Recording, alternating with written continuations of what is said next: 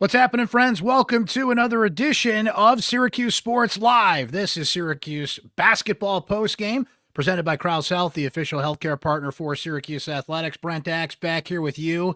And it's no mistake here that the final score of the Syracuse-Miami game was this: Miami 85, Syracuse 76. That's a 9-point margin. Syracuse got behind in this game early, 9-0, and was chasing the Hurricanes from that moment on. Syracuse never led in this game. Miami never lost their lead in this game. And it's kind of fitting that that's where it ends up, as Syracuse was just chasing this team, chasing a hurricane, if you will, throughout the afternoon at the JMA Wireless Dome. So Syracuse is now 12-8. They are now 3-4. They are a team that has lost 3 straight games, and I guess you can cue up a little Tom Petty, appropriate that he is, over my shoulder here, because you have a team that's in a bit of a free fall right now. They're free falling. 3 in a row, and as we're going to discuss here on the show, there is so much noise around this program that they have to overcome, let alone get back on track, win some games right here. This is going to be a serious test of leadership from Adrian Autry on down. It's going to be a serious test of player leadership, and they just failed to, I call this a tea kettle game. There's a lot of noise. There's a lot of pressure. It's like when you've got that tea kettle on the burner and you've got that scream going. It's like, somebody get that thing off the stove. Like, this is a stressful situation to be around. There were fire Autry chants from the student section today, a lot of groans, a lot of boos in the crowd. So there's just a lot of noise that's surrounding this team, which makes it that much harder for this team to focus on. I'm not saying this is part of the gig, right? But the noise that is surrounding this team is only going to make it harder for them to get back on track. There were actually some players that had some reaction to the boos and the chants, and we're going to play a couple of clips from the locker room coming up. Our Syracuse Sports Insiders certainly fired up about this game, and being a Syracuse Sports Insider gives you direct text message access to me anytime, including during games. We're going to highlight some of the best comments from our insiders coming up. Syracuse Sports Insiders have the secret voicemail line. We've got a few voicemails that we will go to and get your thoughts coming up here. So before we get to that noise and what is just going to kind of dominate the conversation around Syracuse basketball, not that it hasn't to this point, but it's just really going to ramp up now, and that is Adrian Autry's job status. And that is just everything but basketball, right? Even though his coaching moves, how he handles this, will be scrutinized more than ever. We'll get to that. I do want to start with this game because, as we noted, Miami got up 9-0 early, and Syracuse is just chasing. It was apparent from the word go that Miami was a bigger team, a more physical team, and that Syracuse was going to struggle with this. And I think this is going to be a theme going down the stretch. The schedule only gets harder. The teams are only getting better. There are quad one opportunities left on the schedule for this team, if you want to look at it that way, and they really have to go on a heater at this point. When you're already below 500 in ACC play, you're nowhere near the NCAA tournament radar at this point. Your Ken Pom numbers, all the metrics, your NCAA net ranking in the 70s, like, there is so much work for this team to even be in the conversation. I know some of you are rolling your eyes at the mere suggestion of that. It's getting late early, as Yogi once said, right? But at least those games are still ahead of them on the schedule, right? So all that is just going to be so hard for this team to track back to and get back on and focus, because there's going to be more teams like Miami that Syracuse is going to face that are bigger, that are physical, that are more athletic. And look, this is a Syracuse team that has plenty of talent. There's an upgrade in that department from a year ago. But, man, Miami just out-physicaled Syracuse. And when how about this, Syracuse back in the zone for a lot of this game today. When you play zone defense, you're going to sacrifice some rebounding. But this is one of those grab a red pen and circle its stats from this game today. Miami out-rebound Syracuse 37-21. So if you're going to get out-rebounded like that, you've got to counter by being better from the three-point line. Syracuse was not. They were 6 of 21, whereas Miami, who, by the way, shot 61% in this game, a lot of easy shots in the paint. Renault was terrific for Miami, 20 points in the paint. Henderson with 16, Washington with 14, their point guard. Donaldson with 16 points. It's a good team. They had come in, lost 2 in a row. I think Miami looks like a team that's kind of finding its groove, has kind of found itself, whereas Syracuse at this point of the season to use another music reference here, I actually heard this song on the way home, and it kind of reminded me of what this Syracuse basketball team is right now. They still haven't found what they're looking for. And it's January 24th, whereas good teams are finding their groove, right? I had heard that Syracuse had a 3-hour practice at the Dome yesterday. There was a lot of focus on basics. There was a lot of focus on getting the zone acclimated. And that's an interesting thing because there are mixed results when it comes to how much experience these players have in a zone, which is kind of ironic to talk about with Syracuse basketball, as we understand. But this team has seen a disintegration in defense. Think back to how good Syracuse played defense when they were in Vegas against Houston and Kansas. The Iowa State game kind of got away from them. Tennessee, and they have had a great points off turnovers number, which, by the way, they had in this game. They had 17 points off turnovers. 16 turnovers from Miami. If you have a team that turns the ball over 16 times, you should be getting more. They got the points off of it, but that should swing the game more your way. But of course, when you've got a team that's got the ball more, they can afford to turn the ball over as much as they did because they kept getting the rebounds, kept getting the possessions, and keeping Syracuse away from the basketball, right? So the disintegration we've seen defensively is a concern. I like that they have the zone defense in their back pocket, but like I said, you got a guy like William Kyle, who plays such an integral role in the middle of the zone, hasn't played a lot of zone up to this point. Naithan George has. Obviously, J.J. Starling and Donnie Freeman had some familiarity with it coming into Syracuse and just what it was. Not that they played a ton of it.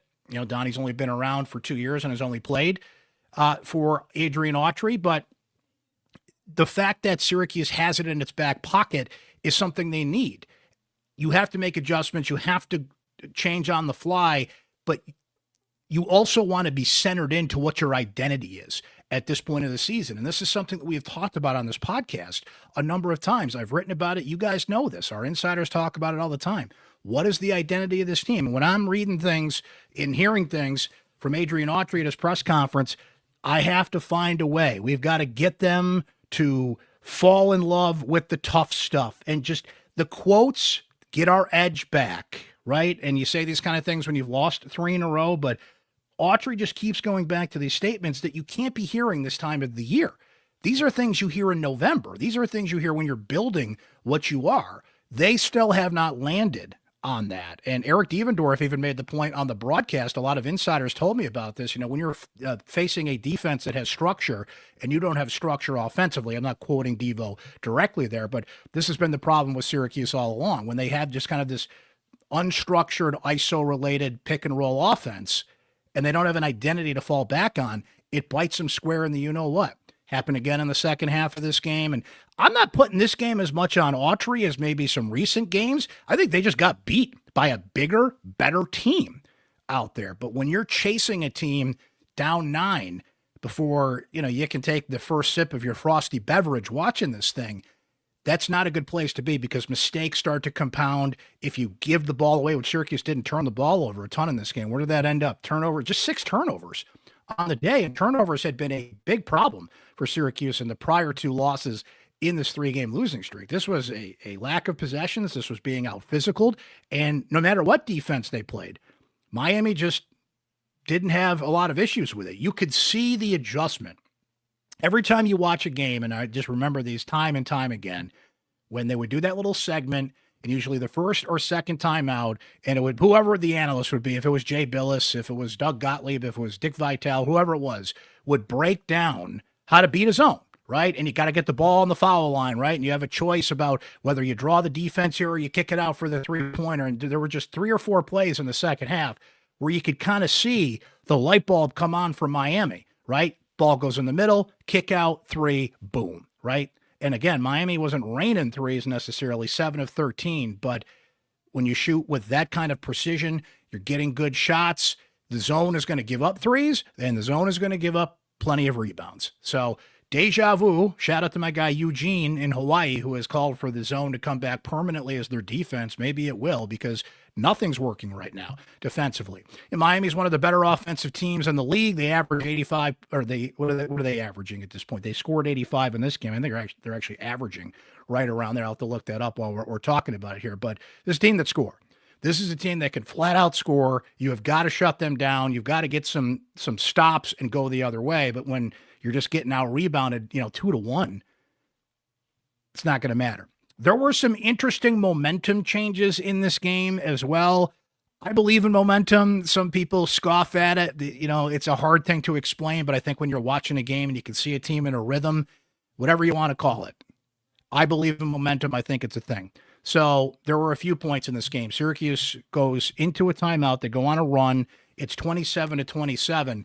They come out of that timeout, and Miami immediately goes on a 7-0 run, right? So crowd's feeling it, getting back into it.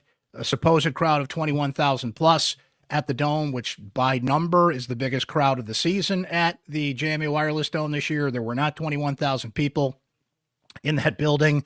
Frigid 7-degree day. Sun was out before the big storm hits up here in central New York. Shout out to those of you that are going through the big storm. So many of us around the country are right now. Stay warm, stay safe out there. We're thinking about you guys, especially in the South. I mean, there's another storm up here in Syracuse, but for those of you in the South that don't really get this kind of weather usually, we're thinking about you guys and hope you're getting through it okay. And watch the pod, relax, sit by the fire, and stay warm and stay safe down there. But that storm is going to get up here, and ironically, Miami comes in on a 7-degree day, but it was a sunny day in Syracuse. So 21,000 tickets out, maybe, but I know what a crowd of 21,000 looks like in the Dome, and that's not what it was. But no matter what the numbers were, when this team starts to slide and go into things that this crowd doesn't like to see, whether you think they should do this or not, I'm going to play a couple clips here momentarily.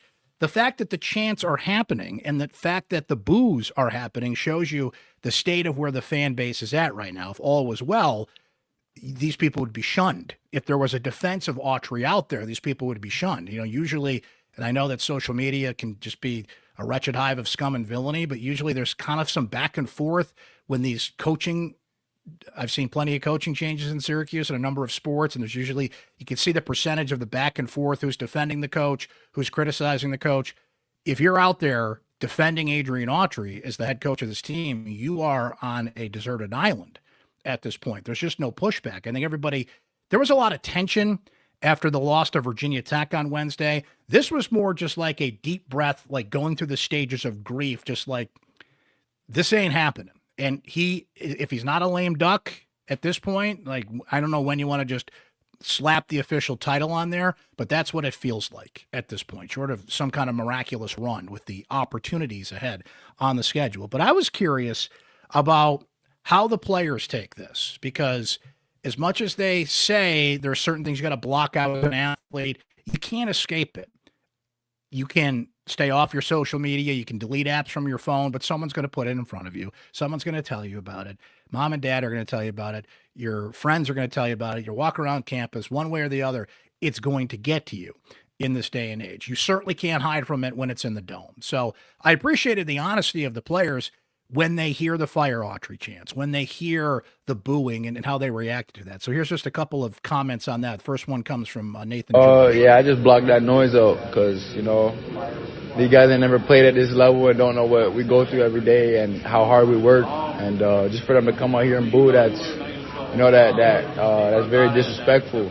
I don't know if they think we're going out there trying to lose, but we're trying to win the game. And, certain things happen. And, it's just disappointing to me. I'll say this. I think people know and appreciate how hard they work, but are they working smart enough is the question. And when you have Autry at the press conference saying certain things have to click and what they have to fall in love with and the adjustments they have to make, sometimes it's not how hard you work, it's how smart you work. So maybe that approach has to change at practice, right? So I think people do appreciate the sacrifice and the hard work that they put in, but you also have to remember something. They're now paid professionals. And I think people are going to look at this thing differently. I don't necessarily think people were booing the players out there. They're booing the coach. But we're in this weird world now, right? We're in the blurred lines of these athletes are paid. I think we all knew they were paid in one way, shape, or form through the years, and that's all over college sports, right? But now that we're in the NIL era, which, by the way, I heard some discourse about that this week. Could not disagree with that more. NIL is not the issue at Syracuse. Does Syracuse have the NIL in basketball that Duke does? That Louisville does, that North Carolina does? No, but they have players, they have a team, they have talent that is certainly capable of making the tournament. NIL is not an issue. They have enough NIL, they have enough resources to put a team on the court that should be better than the one we've watched this year. While NIL is something you always have to work on, and Syracuse is behind in other ways in that category, and that's not just me telling tales out of school. That's the athletic director has said that they need more corporate support, that they need more NIL money. I mean, coaches, I don't want to say they're begging for it, but when they're asked about it, they're pretty blunt, like, yeah, write some checks. We need the money. But Syracuse is not exactly in the poorhouse here either. So that is not why this team is what it is. The reality of it is, though, people know that they're paid, and how you view these players is going to change. So I think that's what the players have to accept now. We understand and appreciate how hard they work, but they need to understand and appreciate the spotlight that they are in and the scrutiny that will come with now being paid professionals. I know technically they're student athletes and they're playing for a college on the front of their jersey, but those are the new blurred lines that we're in these days here. What did Kiyan Anthony say about the chants? No, for sure. Everybody hears it. If a lot of people are booing in the stadium, especially a stadium like the Dome, you're going to hear it. But as a player, when they saying, fire your coach and stuff like that, we definitely hear it, but you can't attack a man's character like that. You're a person before everything. So no matter how we doing within the game, if we lose and winning, I feel like that's uncalled for, especially from the fans. And, whatever happens, but I just think that's uncalled for. Yeah, look, we can have a debate about whether you can do those chants. It was mostly from the student section. But the fact that they are happening, the fact that they're ever present, and nobody's really going to push back on just the thoughts expressed here shows you kind of the state of where people are at here and the frustration that is now in. It's one thing when it's on social media, when it infiltrates a game and you hear it on the broadcast and the players hear it, like now it's in front of their face. You can avoid it all you want in other ways, but it is right there, ever present in the stadium. And you could tell like they were irritated by it, and they're backing their coach, and that's great that he hasn't lost the locker room in that sense. But, that's just the reality of, again, this is essentially professional sports. So these kind of things will come with that scrutiny. Now, this is Donnie Freeman. It's not so much about what we were talking. Donnie had an interesting answer. He was asked about the chants at the Dome and said, you know what, you want me to, I can't remember exactly what he said. It was basically, you want me to answer that honestly? And he was about to, but then he kind of thought better of it and he kind of backed off. I would like to hear the honest answer on that. I would appreciate the honest answer on that, even if that's going after the fans a little bit. If you disagree with it, they'd have every right to in that sense. But I thought that was interesting. But this is Donnie a little bit more just about the state of things right now and trying to get it turned around. Basketball is a game of run. Like, you're going to have your ups, you're going to have your downs. So right now we're in the low side. Like, we started our conference play 3-0, if I'm not mistaken. We started 3-0, so that was the high, and now we're in the low. But we're gonna come back up at some point. We just got to stay together. That's the biggest thing. Staying together and staying positive. Knowing there's a lot of opportunity in front of us to still accomplish everything that we want to accomplish. It's gonna be tough, but it's possible. More than possible. Yeah, Donnie Freeman with 14 points tonight, 7 of 11 shooting, just 4 rebounds for him. And you're going to see more physical teams like this. Teams are watching film. They're seeing tendencies. They know you got to kind of shove Donnie off to his left. He can't be as physical. I mean, Miami, as we mentioned, with some of these big boys that they had down low. Donnie struggled, so he's got to back off a little bit and kind of shoot that fadeaway jumper, or he can't really charge in the paint. And that's something that Miami did early on. They learned their lesson from Virginia Tech. Teams are just challenging Syracuse in the paint because, A, they're either going to overwhelm a Syracuse team that's just not as physical as some teams they match up with, or B, they're going to get the calls. Now, this was not the gap we saw in the Virginia Tech game when they got like 20 more foul calls than Syracuse, but they know they're going to get those fouls, right? So Donnie with 14, Naithan George had 13 tonight. He had 5 assists to, 3 turnovers for Naithan George, and a couple of those came very early in the game, as I mentioned, in that 9-0 run that Miami started with. He had a couple of threes in that stretch too, 4 of 11 overall shooting. Game in and game out, I just don't think this team is getting what they need from their point guard. If anything, I think this cab was rare. I just started singing the Fresh Prince of Bel-Air theme song. I had to throw that in there. No, if anything, I think they have to simplify. They have to, when Red's talking about what they've got to focus on, they just have to pick something and just beat the hell out of it, right?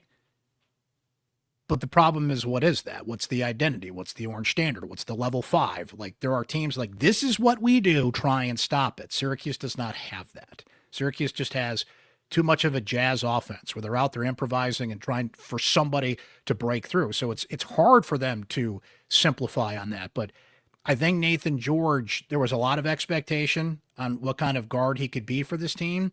And I just think game in and game out, they're not getting what they need from him.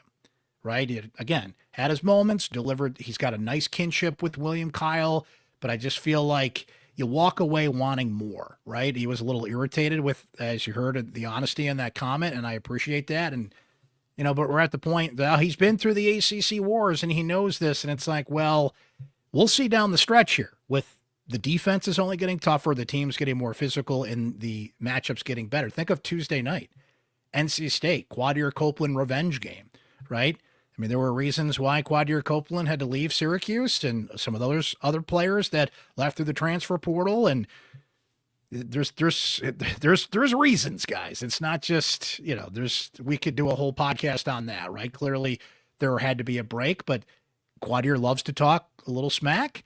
He's going to be fired up for this. He's going to have the NC State crowd behind him. He's playing well. I think he had 20 today, if I'm not mistaken, for NC State. So there's going to be a little juice out there. Can Syracuse match that, though? If he's going to go out there and play well and talk his smack, well, someone's got to give it right back to him and that team. And I just feel like Syracuse falls a little short of that category, right? There's just something missing. They are not at level 5. They're at like level 3 at this point. There's a lack of an edge. There's a lack of a sense watching this team at times like they would just run over their grandmother to make a play. Like they don't have that. I'm not saying they don't play hard. Now it's interesting because I believe Eric Devendorf said this in the last minute of the game. I didn't watch the broadcast because I was at the Dome covering the game, but I saw a couple people tweet this. A couple of our insiders noted this as well, that he didn't think Syracuse played hard in the last minute of the game and didn't foul. And I don't think it was that. I'll politely disagree with my friend Eric Devendorf. I just think they got overwhelmed by a better team. I don't think it was a lack of effort. I don't think they didn't play hard. I just think they got beat. They got their ass beat by a bigger, better physical team. So, but when you see things like that, you're just kind of searching for answers everywhere. But that's kind of the theme of this team right now, which it cannot be at this point of the season. They still haven't found what they're looking for, right? Let's see what our Syracuse Sports Insiders had to say about this one. I love to hear from our Syracuse Sports Insiders, not only during games, but anytime, with your questions, your comments, your thoughts, the things you want us to discuss here on the podcast. And what a back and forth that we get to have as that community. And it is a growing community of some of the best Syracuse sports fans out there. Become a Syracuse Sports Insider today. You can sign up at joinsubtext.com/Syracuse Sports. It's just $3.99 a month to be a Syracuse Sports Insider, and you could try it free for 2 weeks. So check it out. We would love to hear from you guys, including leading us off today from the Insiders is my guy Rich P, who says, someone give me 3 bullet points why we keep Autry one more day. We will definitely be sub 500 ACC and potentially sub 500 overall. Let's just get it over with.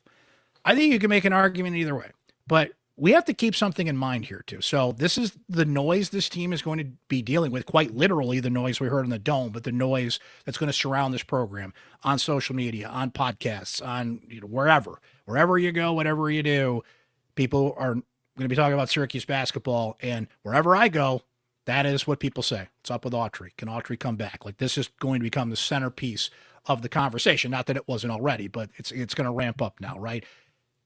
Remember, there's a leadership change taking place at Syracuse. They are searching for a new chancellor. We know that Ken Severud is off to Michigan.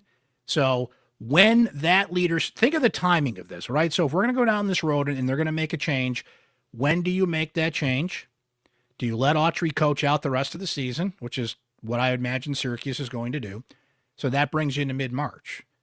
But are you lining things up ahead of time? So you've got to get the new chancellor in place. That chancellor has to make a decision about the athletic director and whether they bring back John Wildhack or not, who's been at Syracuse for 10 years. He's right around retirement age. I mean, that is a conversation to be had. Then that athletic director, whether it continues to be Wildhack, an interim AD, or if they have time to find a new athletic director, makes a decision about the head basketball coach, and then you go from there. So the timing of this is going to be very interesting because who is making these decisions? There are people out there calling for a coaching change, and I hear you, but who's making that call? Is Kent Severud going to make the call on these things as a lame duck himself, as the chancellor? So this is all in the backdrop of a major leadership change at Syracuse. When do they put that structure in place? Because you're going to have to hurry, right? This is a major decision. Athletics is the front porch of any university, right? Chancellor's got a lot on their plate, whoever they shall be, but this is a big, big decision. You know, at most schools, it's the football coach, still is at Syracuse. Remember, Mark Coyle was the athletic director at Syracuse for 5 minutes, but he made the biggest decision you could make in an athletic department. He fired a football coach, fired Scott Schaefer, hired Dino Babers, right? The basketball coach at Syracuse is 1A. So that is a major decision that is going to have to be made quickly if the search committee puts the new chancellor in place, which could be any time now, right? And then again, how the dominoes fall from there. So who's making that call? Is it going to be essentially the new chancellor and John Wildhack, the new chancellor and a new AD, an interim AD? Like, that is a major decision to be made. So just remember to keep that in mind. I'm not saying you're right or wrong to say it. I'm just saying if this was a structure where everything was in place and it was not fluid and there wasn't change happening there, I think, you know, you could make the case to make the change in season, get the message out there that Syracuse is hiring its coach. You do have a guy who is on the staff who has been a head coach, and Dan Engelstad. You just kind of get through it and then let the search begin. Which, again, if you want to coach that's, say, in the NCAA tournament, well, you're going to have to wait that out. The transfer portal in college basketball this year opens after the tournament, which thank goodness for that, by the way. That was a smart decision that they put in right away. It distracted from the tournament last year. Nobody wants that. When it's March Madness time, that's all I want to talk about. That's all I want to care about. But in Syracuse, New York, we're more than likely going to be discussing a coaching search, right? So if you want somebody that has a team in that tournament, you have to wait until they're eliminated before, you know how this goes. I mean, you can back channel this stuff, and there's a whole process that goes into these things. Agents talk, and, you know, there are ways. But so when people say make the change, remember the process that goes into that. Is Syracuse willing to buy out contracts? What are these contracts? Syracuse is a private school, so we don't know the details of Autry's contract to a T. So there's a lot that goes into these discussions. I'm not saying you shouldn't have that opinion, but just remember there's a whole lot that goes into this other than just, yeah, fire the guy and put in the assistant and let's go. Like, it's not only a process normally, it's a process and then some at Syracuse right now. Gene says, I'm done until Red is gone. Every one of these kids will be gone. It'll be sad seeing Kiyan in another uniform. Well, let's not go that far yet, but I guess I kind of understand why you would vent that, Gene. Sean M. says, just no offensive scheme. It is truly wholly what it is. Players have off nights. This game, nobody had an off night. They just weren't coached well. He relies on the ISO athletes too much. Chris H. So what now? Fire Autry, the whole staff? Basically everyone leaves and you start all over? I miss when we were good or decent or not terrible. That is a great point from Chris, because remember, you fire a coach, now you have to hit the reset button. Do you go outside Syracuse basketball, which has been kind of like a family business since Jim Boeheim took over in the mid-1970s? Or do you go outside the program? Then what is the patience level for a team that, assuming doesn't make the tournament, that's their 5th year in a row? How patient is the fan base going to be with the new coach? Think about when Fran Brown took over. He wins 10 games right away. That changes the expectation. He proves he can go in the portal, get a quarterback, win 10 games. Last year, quarterback goes down 3-9. How patient are people going to be with that process? I understand where they're at with Autry, but it's not just insert coach back in the tournament in year one, though there is an opportunity to do that because we're in the portal era. You can build a team like that. Look at the Patriots. I know it's a different sport, different circumstance. Mike Vrabel, new coach, Patriots are in the AFC Championship game. Boom. This is why you see coaches fired in the NFL like this. That's why my Buffalo Bills are looking for a new head coach, because Sean McDermott couldn't take if not the best quarterback in football. He's in the top 2 or 3, Josh Allen to the Super Bowl. So when you look at it from a college sports standpoint, Syracuse has a plum position, ACC. It has one of the better practice facilities in the country. I don't have to tell you about Syracuse basketball. You guys know why this is a good job. And I think, fair or unfair, the expectation would be, well, yeah, bring in a coach. He brings some of his recruits with him. He recruits well. He goes in the portal, bing, bang, boom. We're back in the tournament next year, right? No, it doesn't work that way.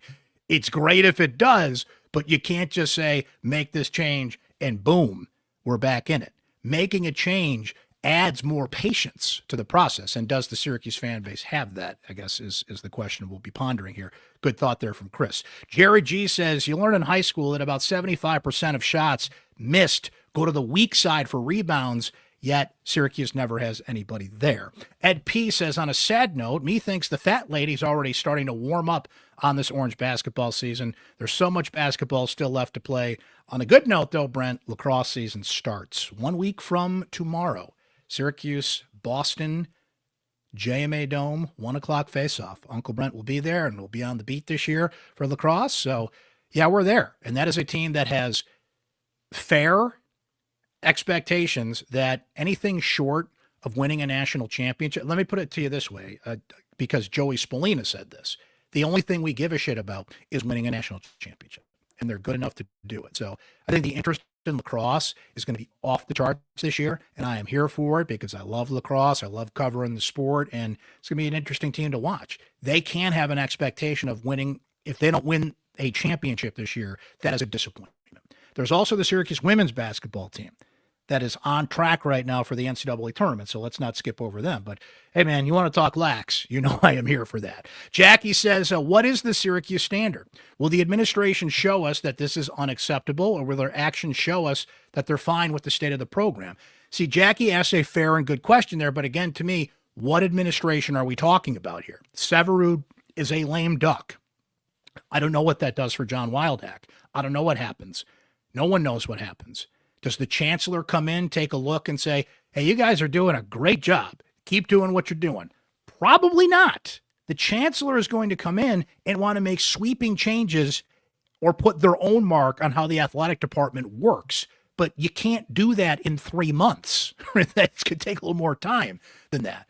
But you can't hire somebody to be an AD who can come in and assess the situation and make a decision about the future of the men's basketball program. See, Jackie is right about that, but what leadership are we talking about here? The leadership is in transition at Syracuse, which muddies the waters a bit. Greg M. says, I was sitting here with my boys. We watched several games in the noon slot today, and they all said the difference between watching the other games in Syracuse, dramatically different. Lack of offensive sets, lazy defense, nowhere near any of these other teams. Yeah, the defensive disintegration is a big concern because that is a bedrock that Syracuse could sit on for most of the year, and now this was the ultimate test of that. Miami is a good offensive team. First-year coach, by the way, speaking of making coaching changes and how that can swing things. I mean, Jim Larinaga is a Hall of Famer, had Miami in the Final Four in recent years, but, just another one of those legendary coaches that stepped aside, got to a certain point, and modern-day air quotes, college athletics, along with Krzyzewski and Willie Williams and Jim Boeheim and a number of guys, were losing those big names. We still got Hurley. We still got Patino. We still got Calipari and some other guys out there that are kind of carrying the torch. But the era of the big booming personality coaches is kind of starting to wane a little bit here. But Miami made a change, built that team, and who would be stunned if Miami wins the ACC tournament? If Miami's a tournament team. Right? I had a little question about Miami because their schedule wasn't the toughest in the world, but that is a big bruising team that's got some great offensive players, and that's what they're going to do. They're just going to outscore people left and right. From Danny P., my man, says it doesn't really matter what happens the rest of the season because even if this team rebounds and started beating great teams, the question would then be, why didn't that happen before with all the talent? So I think we're really dealing with a lame duck coach at this point, and everybody knows it. There's another vote on to lacrosse. Look, I want to be fair about this. There is a certain cushion you have to give a coach and a team to develop, especially in the portal era. It's not fair to have to rebuild teams at the rate that they're doing, but everybody plays by the same rules. Everybody plays by the same rules. Some teams have more experience back than others, and I know I'm making another football comparison, but for all of what Curt Cignetti did in the portal for Indiana, that team had a ton of experience. A lot of experience. Not only the players that he brought from JMU, the players they targeted for the most part in the portal, these are all older players, right?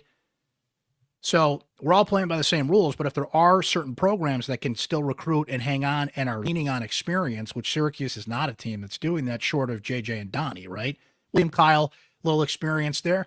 I guess you can make the argument. I mean, Naithan George has been around. It's certainly more experience and talent than they had last year, right? But this is not a team just filled to the brim with seniors. They have two very important ones in JJ and Donnie, right? So we're all playing by the same rules here. I get there is an accelerated process to get this team on the same page, but everybody's doing that.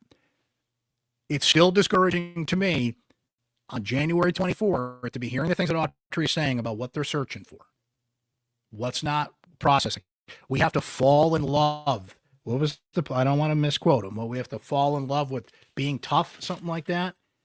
That's a mentality you should have from day one. Why is that, hey guys, that's something I remember that we should be doing. Like, why is that coming into play now? Brian says this, first year head coach loving it. That's a quote from the broadcast. That's really all we needed to hear to know that Autry needs to have his bags packed. Seth B., most of the top tier of the ACC teams have big front courts, much like Miami. Syracuse doesn't really stand a chance against that bulk down low. Good point. Frankie F. says they seriously need to consider moving on from Autry right now. There are still enough big games on the schedule to save the season, but they aren't going to do it with Autry. Daniel L. says, Brent, that's the season. I try to be optimistic about the coaching because I've seen plenty of Syracuse teams similarly lack an offensive identity under Boeheim as well, but there's just too much talent on this team to not make this year really sting. Syracuse has always had a specific identity, and there's something sad and foreign about the idea of starting anew with an outside hire. I guess it's probably what the program is going to need. Paul L. says this, though, you can't blame this one on Autry. Miami had more talent, definitely more muscle, as evidenced by their dominant rebounding margin. And he notes the second half turnaround occurred when the refs missed the goaltending call on JJ's drive. Then shortly after that, JJ's missed dunk. I was starting to make that point earlier, and I got off track. Not the first time I've ever done that. There was a major play where JJ, going towards the basket, missed a dunk. Just would have been a rim-rocking, whatever butts and seats were at the Dome, off their fannies, just Dome moment, which have been few and far between for the most part in the Autry era, right? Man, that would have been something. 5-point swing after that. I mentioned the timeout, 27-27. Miami goes on a 7-0 run. Frankly, the refs missed a goaltending on JJ. I think that Paul just noted there. That swung, I think it was like a 4-point swing after that. So I get it. I understand these plays, and if you're going to remember one play from this game, it's the JJ missed dunk, right? So I get that.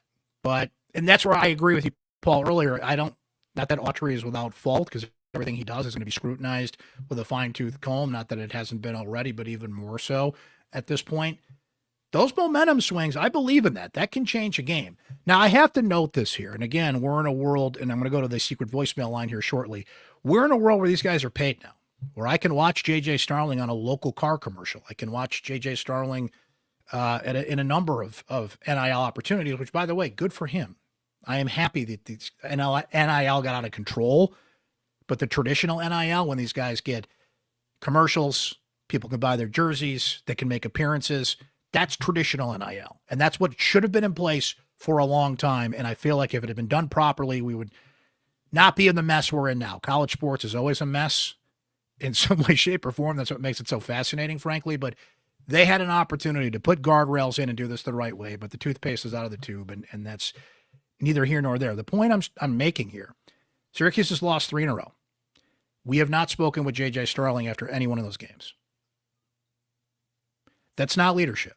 JJ's got to step up and sit in that chair and face the music. Now, JJ may prefer to let his play on the court speak for itself. I don't know if JJ's got something going on. Some guys get treatment after games, but 3 in a row and they're all losses and you're a senior leader, you've got to sit down and face the music and get that message out there. Donnie Freeman's done it every game, right? So I want to be fair about this because I think JJ's done a lot for this program, and I love his family, and I love the local angle of it. And when we do get to talk to him, I really enjoy it, right? But there are certain things you have to do as a leader of a team, and that's one of them. And again, the perception of that will change when these guys are now paid professionals. Love it or hate it, you're going to take the money. There's something that comes with that. And I feel like there's plenty of season to go. I don't think JJ's going to, boycott the locker room the rest of the year, but you've got to sit down and face them, which he's done plenty of times before, but it's becoming a little bit of a pattern now. They've lost 3 in a row and he's been nowhere to be seen in the post-game locker room, knowing that the media is going to be there. And by the way, that's not just, the big bad media is going to get you. It's what message are you sending out there publicly? What do you want to say about what's happening? We want your perspective on this, right? That's why I asked the players about the booing and everything today. It's like, hey, man, what do you think about this? That's why I appreciate the opportunity to have this open locker room at Syracuse and hear from the players, because they have thoughts on this stuff too and agree or disagree with it. I think it's on us to bring it to you, to bring that perspective. So I think it's what I'm missing there is a perspective from somebody who, especially JJ. JJ is the one who can speak to this the best. He's from here. He is from Syracuse. He has been through it. He has seen the ups and downs of it. He knows what a happy fan base is. He knows what a aggravated fan base is and everything in between. That's a unique voice. Nothing against these other guys that are going through it, but JJ adds something that almost no one else can. I think Kiyan can somewhat speak to it, right? Having the Carmelo connection, but that's what I think we're missing from JJ, and I think we need that perspective, especially when they hit the skids a little bit here, and what he's going to do as a leader to get this team out of it. And there's a lot of things people want to know about that. So, look, just a little unsolicited advice from Uncle Brent. You got to sit in that chair and face the music. I think people respect you more when you do it in these situations rather than just kind of getting your flowers after a big win. But I want to be fair. Again, maybe there's something I'm missing. I don't know. Maybe there's something going on which has precluded him from doing it the last 3 games. But by and large, you got to do it. You got to face the music. From the secret voicemail line, let's hear some not the dulcet tones of sports takes as opposed to facing a different kind of music. Voicemail number 1. Hey, Brent, not that Jim B. Same old story. Losing another second half. Today was giving up. You totally got out rebounded and gave up too many second chance points. I mean, that's the difference. That's the difference in the score right there. We just don't make any second half adjustments. We haven't all season. Unfortunately, I think you predicted it. I think the fan base, at least I can speak for myself, the anger is slipping away, and I think apathy has set in. Just looking forward to lacrosse season starting next week. Obviously, this team needs a change, a leadership in the whole staff. It's just disappointing because thought he had some really good players this year and thought they would be doing much better. But wishing everybody up in the Northeast good luck with this storm. It's Aiden, everybody else out there that's dealing with it as well. My friend, not the Jim B. Appreciate that and that perspective as well. He brought up a great point, and I know I've made that point too, which makes it an even better point. No, but you want anger. As weird as that sounds, you want passion. You want people engaged. When apathy starts to set in and people are just like, man, I'm not even going to bother, that is worse. That's what you fear. That is what you fear. When people just check out, that's going to be a problem. And like the conversation is just everything about this team. It's just going to be, it's the elephant in the room. It's all about Autry. It's all about his job. It's all about what the administration's going to do. I do root for great stories, though. As I like to say often, and Colin Cowherd says this, and I steal the line from him. I don't root for your team. I root for good stories, right? I don't root for Syracuse. I root for good stories. If for all the people like, oh, Brent, you're so negative and this and that. Look, you don't think I want to cover a team that's making an NCAA tournament run? It is so much more fun to cover a team like that. I would much rather cover a team like that. And if they turn this thing around and do make that run, it's going to make for a great story. And I would much rather cover a good story like that. But I have to see this clear-eyed. I can't pat people on the head and say it's going to be all right if I don't believe that. If I believe that, that's one thing, right? So that's where we're at here. It's kind of teetering towards apathy and just like, man, every conversation is about making a change. Voicemail number 2. Hey, Brent. Frankie S. here. Well, today's rock bottom. Just looking at the statistics here that you, as you always do, kindly fire up after the game. I mean, the rebounding numbers just jump out at you. That's all effort. That's out hustled. As you said, they out physical Syracuse. That one possession where I think they had 4 attempts and got a bucket out of it, just emblematic of the defensive struggles all day. The zone was not great. They couldn't spot up and find the shooters as always. A lot of missed opportunities. I mean, Jay Alter and Devo were all over it, like saying like how Miami was making winning plays, Syracuse was not making winning plays. And I didn't want to use the Q word the last game. I'm going to use it today. This team quit at the end of the game. That last minute was a disgrace. And whether you're going to lose or not, you have to still try to do everything you can to win the game, extend the game. And Devo was out of his mind saying, what are they doing? What are they doing? And it's a shame. And I just think that, I don't like making these broad proclamations, but I'm just going to say it. I mean, Red's completely lost this locker room. And we're looking at a very bleak February at this point. Because this team doesn't look like it has the makeup to win many more games this season. And I can't believe I'm saying that here on January 24th. Thanks, Brett. And if Frankie's saying that, who is fair and objective and certainly passionate as a fan, as I know, a lot of people like him are getting to that point, right? One of the stages of grief is acceptance, and I think a lot of people are getting there with where they're at. Again, it'd be a hell of a story if they turn this thing around. But forget February. You got NC State Tuesday night. That's not an easy game.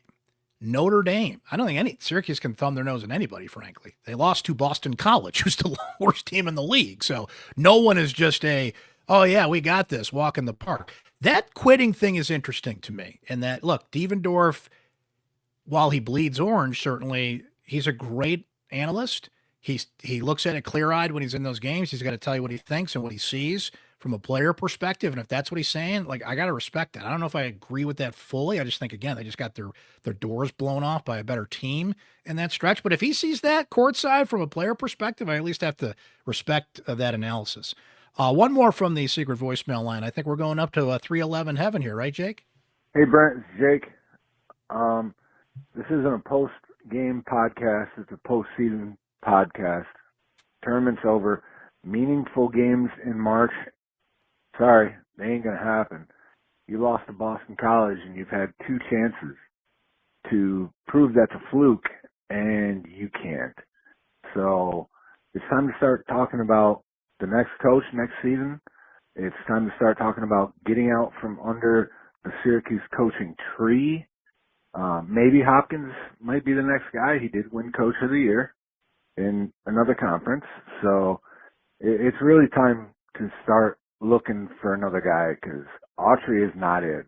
This team they've got all the talent in the world. This is the most talented team we've had in at least 10 years, and Autry just can't do it.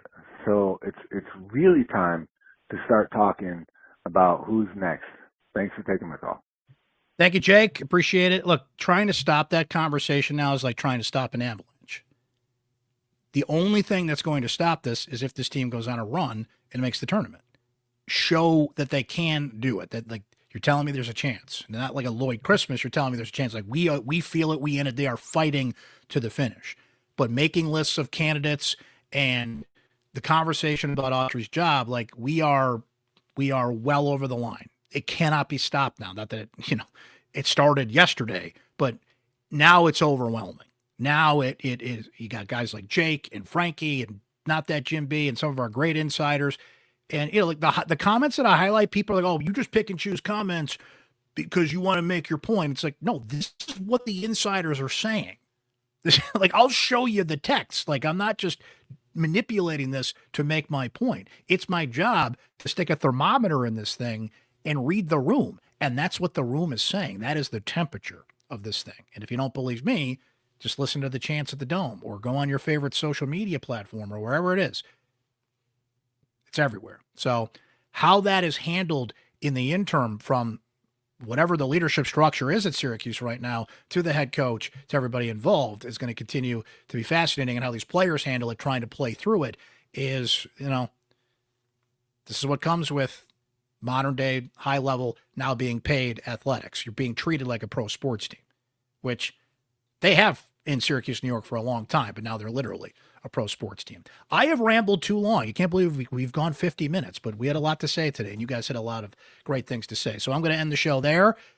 Stay safe out there. Stay warm. If you are in the path of this major winter storm, wherever you are, please stay safe, stay warm. Okay, be smart.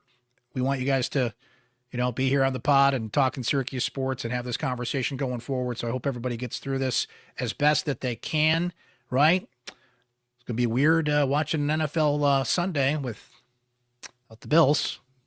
I don't know if I'm going to be able to bring myself to watch that AFC Championship game. I don't know what else is on a Sunday, but we shall see. But a lot to cover here on the pod. Please subscribe, Spotify, Apple, YouTube, so you don't miss a darn thing here on the Syracuse Sports Podcast, both our live post-game shows and the pod itself. Have a great rest of your weekend, everybody. Stay warm out there. We will talk again Tuesday night after Syracuse takes on NC State. This has been Syracuse Sports Live, our Syracuse basketball post-game coverage presented by Krause Health, the exclusive healthcare partner for Syracuse Athletics. And we will catch you next time, guys.